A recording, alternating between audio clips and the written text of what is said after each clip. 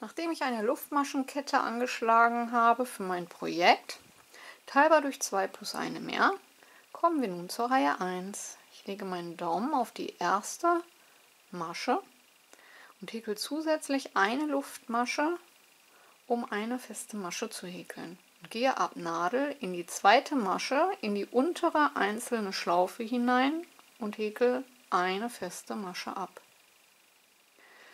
Danach kommen 2 Umschläge, nächste Masche, einstechen, Faden holen und nun ein Doppelstäbchen durch 2 Schlaufen, durch 2 Schlaufen und ein drittes Mal durch 2 Schlaufen. Es folgt wieder eine feste Masche. Und dann bildet sich ein kleiner Knubbel, ein kleiner Nupsi. 2 Umschläge, nächste Masche, einstechen, Faden holen, durch 2 und nochmal durch 2. In die nächste Masche eine feste Masche. Noch einmal 2 Umschläge, einstechen, Faden holen, durch 2 Schlaufen und nochmal durch 2 Schlaufen. Danach in die nächste Masche eine feste Masche. Und so häkeln wir nun die ganze restliche Reihe immer im Wechsel. Ein Doppelstäbchen und eine feste Masche.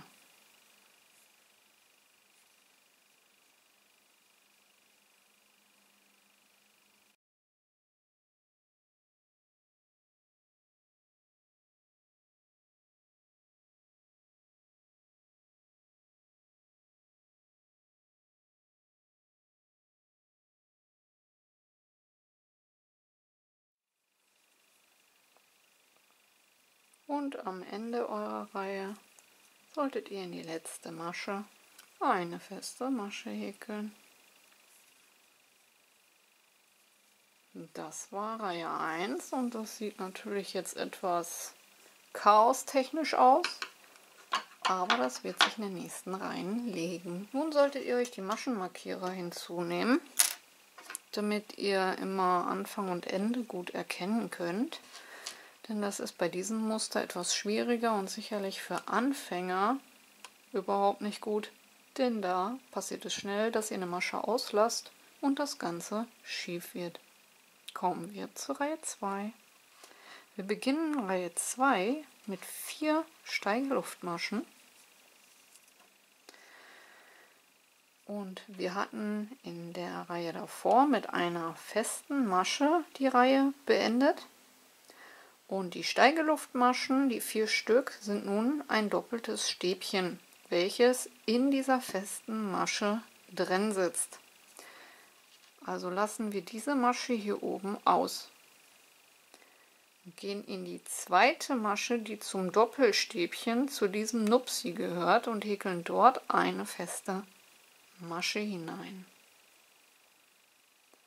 Und damit wir auf dem Rückweg wissen, wo die letzte Masche ist, wo wir einstechen müssen, in die 4. Masche von unten angezählt, also in die 4. Steigeluftmasche, quasi die neben der festen Masche, dann später unsere letzte Masche hineinhäkeln. Als nächstes kommt wieder eine feste Masche. Wir machen 2 Umschläge, stechen in die feste Masche ein und häkeln dort ein Doppelstäbchen. 3 mal durch 2 Schlaufen. Danach kommt ein Doppelstäbchen, dort wieder eine feste Masche hineinhäkeln. Als nächstes die feste Masche. 2 Umschläge und wieder ein Doppelstäbchen hineinhäkeln.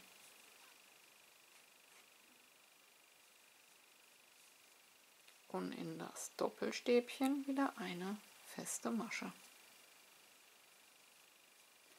Und so immer im Wechsel in die festen Maschen ein Doppelstäbchen und in die Doppelstäbchen eine feste Masche.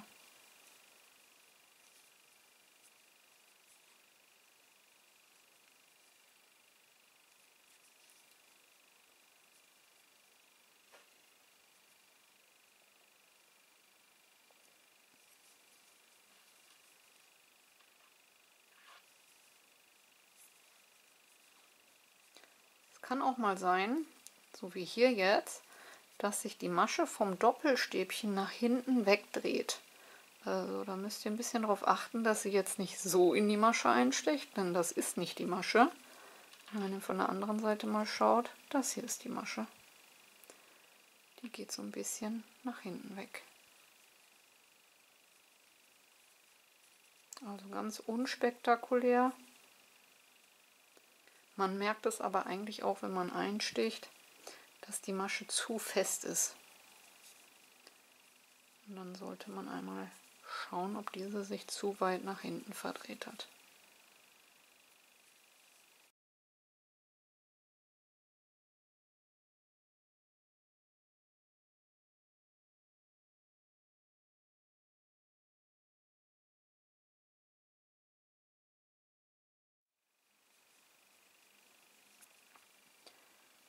So, und am Ende der Reihe ist es am Anfang etwas schwieriger zu erkennen. Wir hatten ja eine feste Masche am Ende. Das heißt, hier ist noch einmal das Doppelstäbchen, dort kommt eine feste Masche hinein und in das letzte kommt am Ende ein Doppelstäbchen.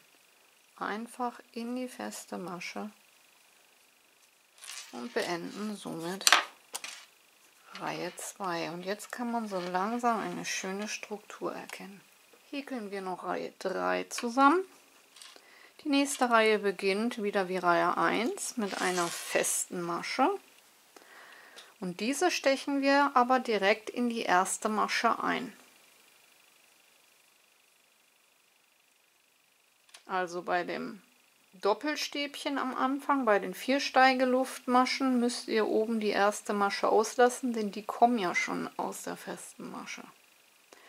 Aber die feste Masche oder die Reihe, wo die feste Masche beginnt, da müssen wir in die erste Masche stechen, damit wir keine Masche auslassen.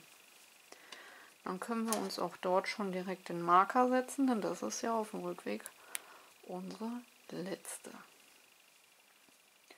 Als nächstes kommt dann wieder eine feste Masche, dort kommt ein Doppelstäbchen hinein.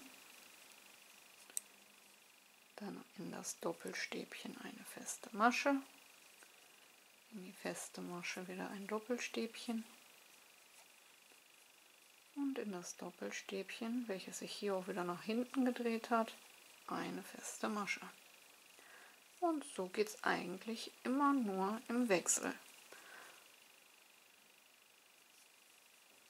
Und die nächste Reihe beginnen wir dann wieder mit 4 Steigeluftmaschen und lassen die erste optische Masche aus, denn die Steigeluftmaschen kommen ja schon bereits aus der Masche hinaus. So, und dann sieht das Ganze so aus. Und das ist das eigentliche Muster. Mehr ist es nicht. Wir wechseln immer ab. Wo ein Doppelstäbchen ist, kommt eine feste Masche hinein. Und wo eine feste Masche ist, kommt ein Doppelstäbchen hinein. Bei diesem Muster müsst ihr einfach nur darauf achten, dass ihr keine Masche auslasst, denn die festen Maschen können ganz schnell mal untergehen. Und es ist wichtig, dass ihr den Anfang immer richtig macht. Bei den Doppelstäbchen, die kommen ja bereits schon aus der festen Masche der Vorreihe, da lässt man die erste optische frei.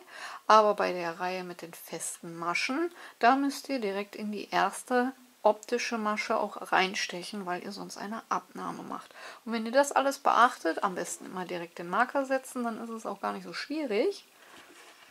Dann bekommt ihr ein wunderschönes Muster, was aussieht wie eine grobe Frottee-Optik mit ganz vielen kleinen Nupsis.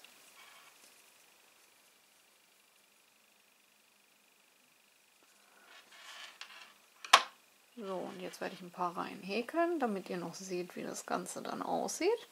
Und wünsche euch dann viel Spaß erstmal beim Ausprobieren.